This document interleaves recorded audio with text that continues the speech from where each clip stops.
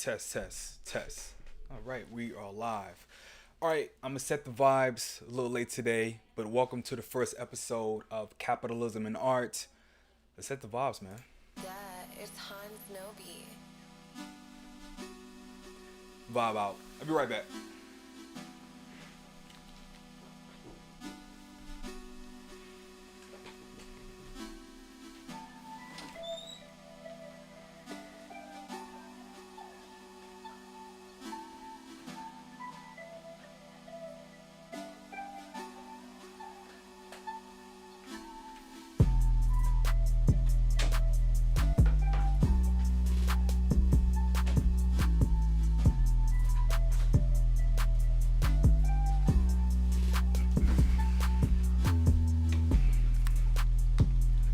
Yes, sir.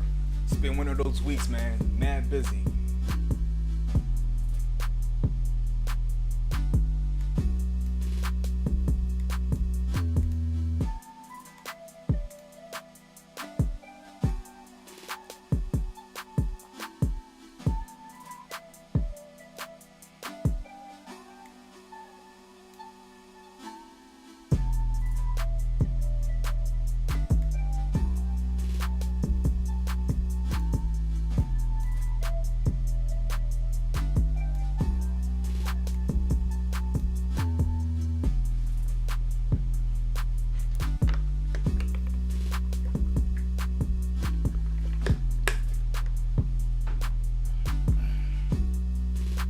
All right, y'all.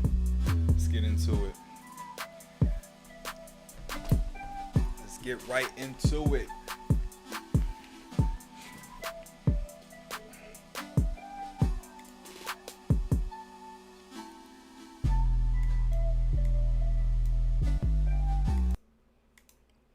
Oh, let me do all that. But welcome everybody to the first episode of Capitalism and Art. I'm your host, Hanz Nobi. Let me close some of this stuff, man. Sorry, running a bit late today, man. Been having a crazy week this week, trying to turn some things in for us, and so got some deadlines I had to hit. So I'm a little late. Usually I start the streams at 2 p.m. every Thursday Eastern Standard Time, but today, yeah, man, I wanted to set this off. So this actual stream, so let me give a bit more context. Like if you don't know, now you know. But let me give you a bit more context. So I've been doing these live streams for a little while, and I started this whole thing because I wanted to provide more context to like my tweets. Sometimes I feel like the new 280 characters or whatever it is isn't enough for me to really get my ideas off. So I wanted to create a stream. One with YouTube, you can do a live stream and it'll save it, and it could be content you can view later. So I want to do live streams as this thing grows. We'll start looking at the chat and everything else, and I'll interact with people a bit more. But for today, man, we just wanted to get into a couple of things, man. So the history behind this whole thing is I just wanted to, like I said, just provide more context to the content. And so today we are having our very first episode of the Capitalism and Art. In fact, while I'm here, I should probably share this, right? That might be smart. So let me share. Hold on, y'all.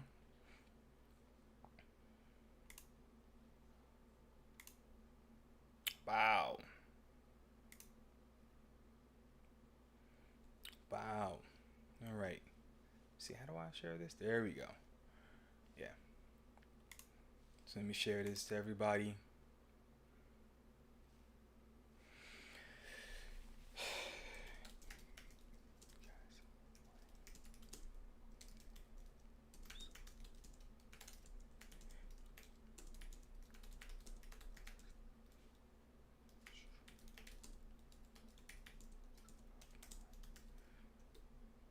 First episode. You guys get to see this real time. First episode of my new live stream series Capitalism and Art. Yeah, man. And I'm pretty sure this is already on Twitter, but we'll share it again because why not? What's the harm in doing that? But anyway,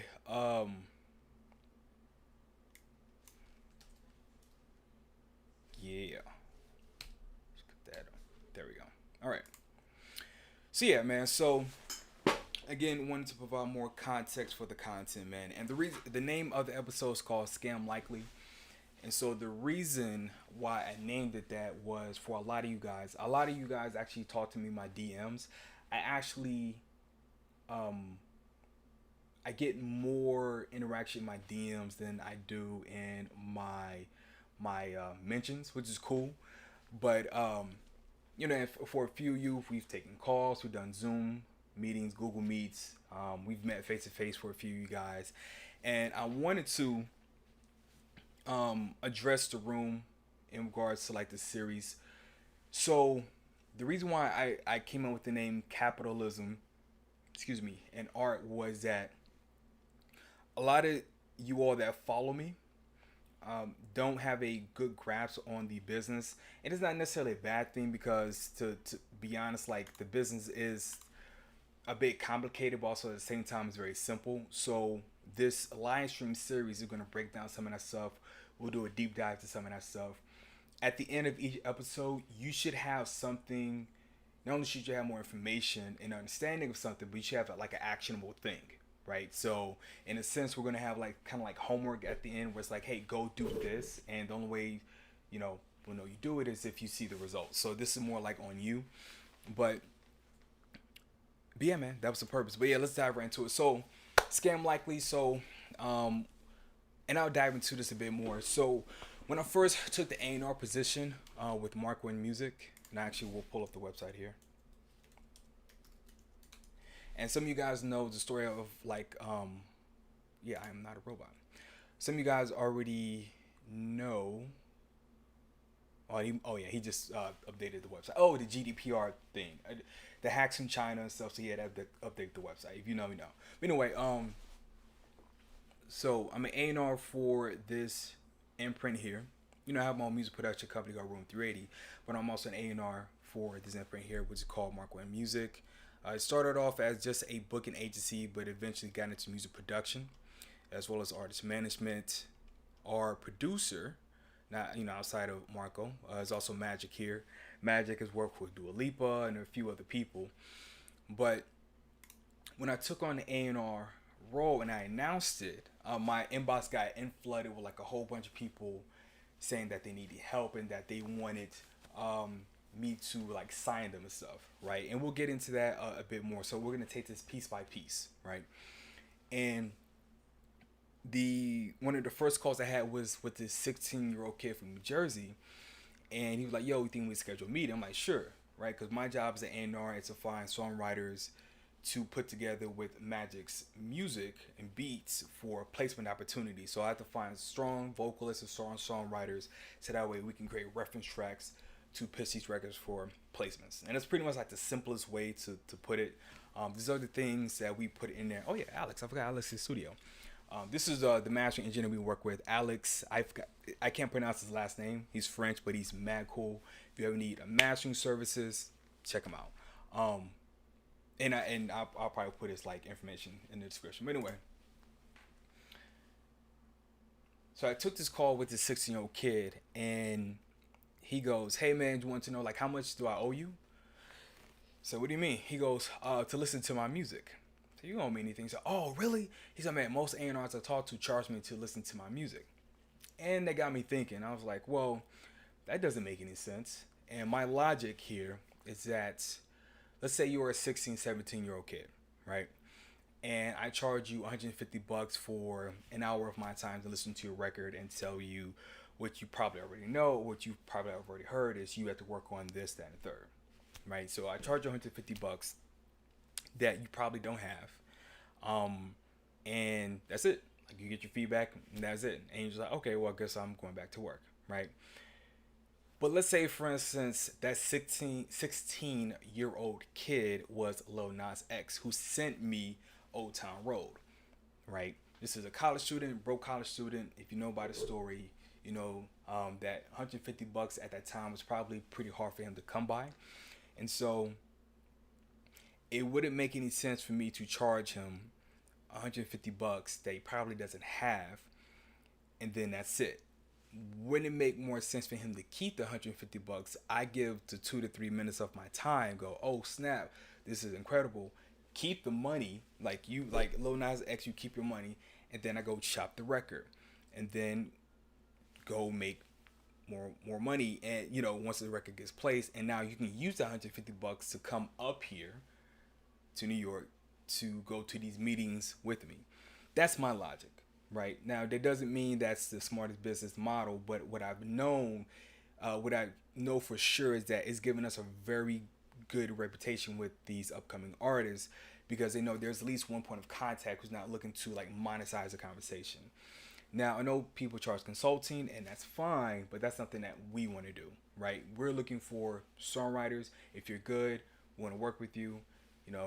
If you need more development, I can give you tips and tricks here, but my sole job is to find a strong songwriter and strong vocalist to create these records for placements. That's the bottom line of the job.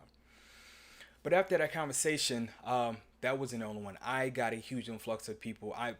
People have been scammed, like so much so. This one guy told me a situation where he flew from Atlanta to LA to go meet this A&R, only to find out not only was the guy not only did the guy did not work for a certain label, we're not throwing the labels under the bus, but also that the guy wasn't even an A&R. So he went out there and had lunch with somebody who just took his money and then bounced. And this is becoming a common thing with new artists, that they're getting scammed. And what is doing to the marketplace is that artists are now more reluctant to hire the help that they need, or go seek the help that they need, because they're scared that someone's going to take them out of their money. Now, there's two parts of that, right? Now, one part of it, we'll address the first part of it, and then we'll get into the deep dive with the other one, right? So the first part of it is, one, you're dealing with people who are looking to prey on your ignorance, right? And there's a multitude of reasons why that happened, but the thing I want to address in that is that you're going to run, just like in any business. I don't care if you're trying to sell widgets, or if you're trying to open a pizza restaurant, especially if you're here in New York City, or like Chicago or San Francisco, where there's a huge probability you're going to run into the mob. You're probably going to run into someone who's going to try to take some money from you at some point. What helps you, which is the second part, is the education. And what I've noticed is that I'm waiting to start talking to artists at a high level. And the reason why I'm waiting to talk to artists at a high level is that if they approach me looking for production, we can have a proper conversation and do this thing that you hear all the time, which is called negotiate. But the problem is, you can't negotiate if you don't know what leverage is, if you don't know what you have, and you don't know what to offer or how to find the resources to do it. So if you approach me with like $0 and it's like, I want to do this, and then I start trying to take the conversation there, and you can't even meet me at step 2, then the conversation doesn't go anywhere, right? And we'll get into like negotiations and stuff like that later, but the deep dive I want to take is loud noise. The deep dive I want to take is, artists now need to make more of an effort, even more so than before. Even more so than before, to learn about the business. And the reason why most artists, from my conversations, don't know the business is that they are not aware that they are a business. So I have a painting up here of Nipsey Hussle. Like everyone else, I'm a huge fan of the movement and everything that he represented. But the thing that I keep finding that's odd is that I keep running into people who love Nipsey, but don't know anything about the business. They don't know why or how he's able to sell $100 album. They don't know the nuance of like the Marathon clothing store, All Money In, what it represented, what he was trying to do with Ryan Leslie, nor know if he was doing anything with Ryan Leslie, his interest in technology and integrating that into what he was doing. And the reason why I bring that up is that we are way past the days of just looking at you looking at yourself as just an artist. We're way past that. Those days are 1997 is gone. We're not going back. It's over. You can't just say, "Yo, I'm just an artist out here trying to make it," and you shouldn't say that out loud because you're becoming you're choosing to become prey because everyone is not like me. You know, I'm a former artist. I went from that to join a live band. It became a music producer, and then A&R and everything. Everyone is not like me. Everyone is not as nice as me. Everyone hasn't had to fund their own tour like me. Everyone hasn't had to flip the bill on production. Everyone hasn't had to sleep in their own truck while they're on the road, or take a megabus to go perform at an open mic. Hopes to create like a fan base. Everyone hasn't had to pay for production. Everyone hasn't had to find a manager, find a lawyer. Like everyone hasn't done that, and so you're talking to people as though they understand that when that's just not the reality. And so to protect yourself, you have to know. And so and I think we're gonna release a video tomorrow on YouTube as well, which is your fear of getting scammed should be fuel for you to go learn about the business. You can do basic stuff. So for instance, like now everyone's like, "Yo, I would never sign a 360 deal." And when you ask them why, they say, "Cuz man, they're gonna take everything I have." But it's like, do you know why the 360 deal was there in the first place, right? So if you look up 360 deal, definition. Oh, not 360 deal. Oh my goodness. 360 deal definition. Right.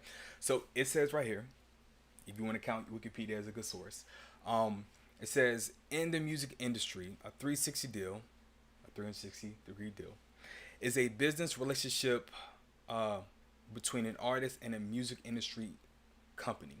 The company agrees to provide financial and other support for the artist, including direct advances as well as support in marketing, promotion, touring, and other areas.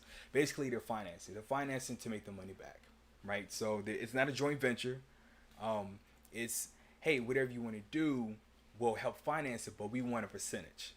Right, so if you say something like, we use the Kevin Lyle's example. If you say something like, "Hey, I want to start a barbecue sauce," 300 Entertainment would fund it, and then they would take a percentage off of it. So it's still underneath your artist imprint, but 300 Entertainment gets that.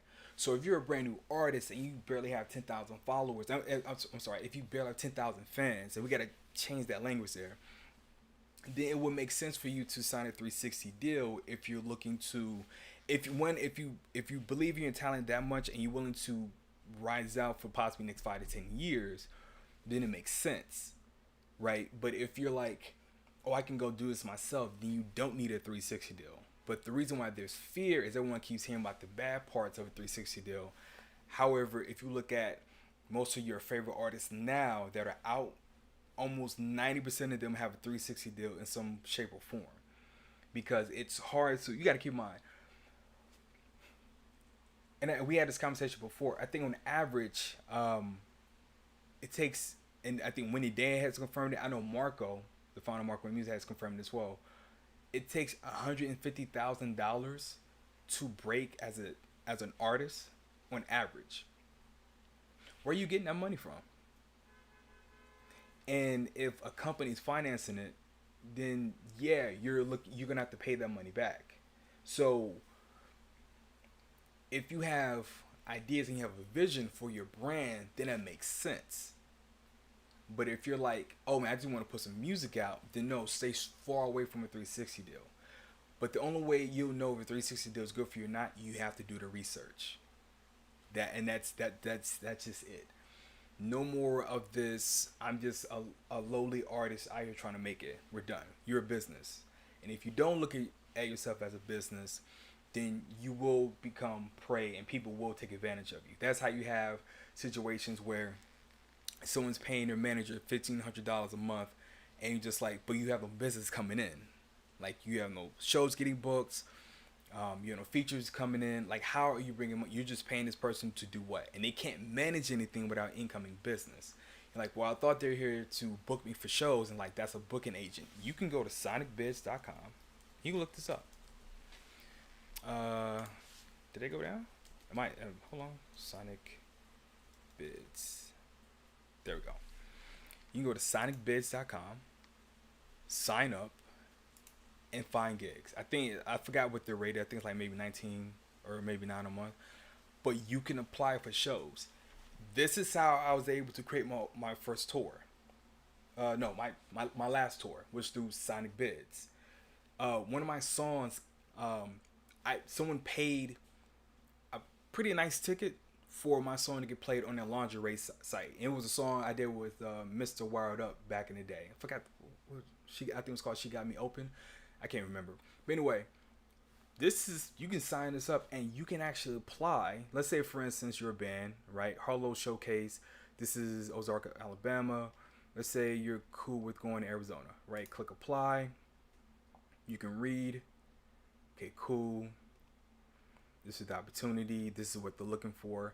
And just like you would pitch your song for a playlist, you can have your EPK that this website can help you put together. You click apply. They look over it. And then if they like it, you get on. You just got to show up. Now, some of these are pay gigs. Some of these are not. Because I think they have to pay a fee as well to sign a bid. So some venues, like if they're super small, they're probably not going to pay you, but they'll say, hey, at least we'll put you on the bill. But you can negotiate that. And also just do research as well, because I know people have gotten scammed from Sonic Bids. And those not Sonic Bids' fault, because you can't manage. I think they get something like, last time they get something like 2,000 to 5,000 inquiries a week or something crazy like that. It's hard to manage, right? And then for shows around the country and internationally, and then if you have, we'll say 30,000 members, that's hard because they're all applying to different ones, and then it's growing, right? So this is just something to check out. So I digress. So what I'm trying to get everyone to understand here is the resources of what you need. So I want to make sure we're good. The resources of what you need are already there. The question is, are you going to take the time to study the business and study what you're involved with? I'm very cautious to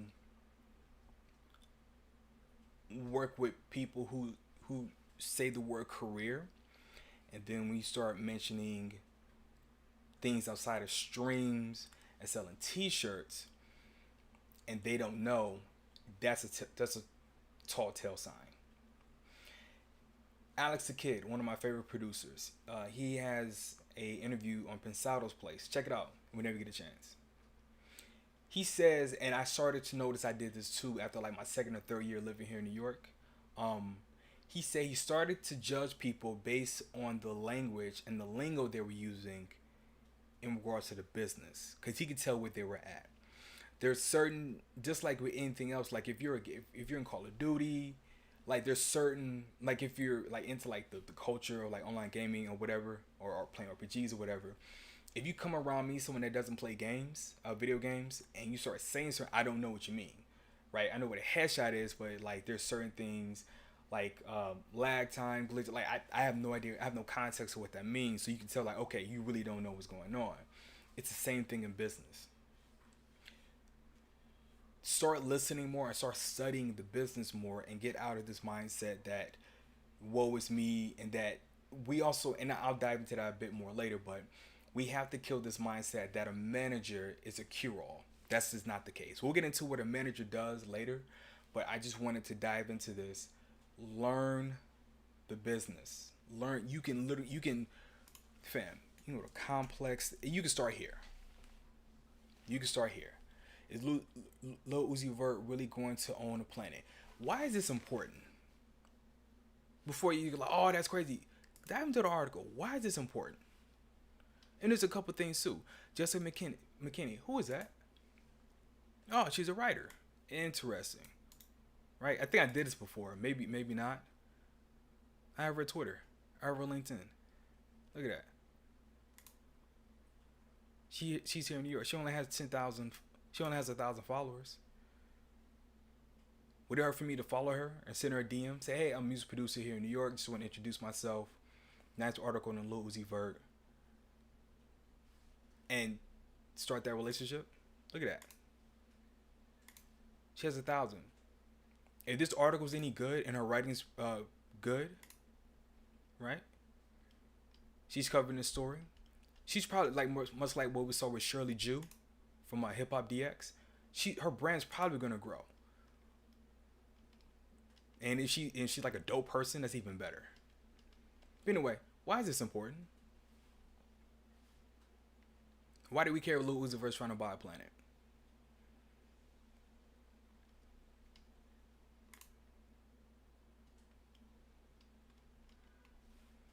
That's your homework. Why is this important? What are we really looking at? Look at this. It's all broken down. Who's in the business of selling planets? Why is this important? What's going on in today's world? What happened last week and the last 2 weeks? And I'll let you put 2 and 2 together. Ladies and gentlemen, it's time to start looking at the bigger picture. And that's what this live stream is about. It's time for you to get out of this mindset that you're just an artist. You're out here with your one mic. You're out here with your guitar. You're out here with your songs, trying to make it. We're done. This Lil Uzi Vert is a business. She's not just some rapper from Philly. But that's it, man. That concludes the first episode of Capitalism and Art, man. Let me know in the comments what you guys think. Some other things that we can cover. I'm going to make this. I'm not going to try. I'm going to make this a weekly thing where every Thursday at 2 p.m. Eastern Standard Time, I'm going to do a live stream and hopefully answer some of your questions. But like I said, your homework is I want you to go find out on your own, why is this important and what is this tied to? Once you start thinking like that, I promise you'll start looking at this whole thing differently, and you're like, oh, that's how I can navigate it. Because you'll find out very soon, that some of your favorite artists are really not that much more talented than you. But there's something that they're doing that's different. And you'll figure it out. Anyway, we're going to get right back into it, man. That's it, bro. I mean, that's pretty much all I have. Thank you. Much love. Take care and peace. Yeah, it's Hanz Nobi.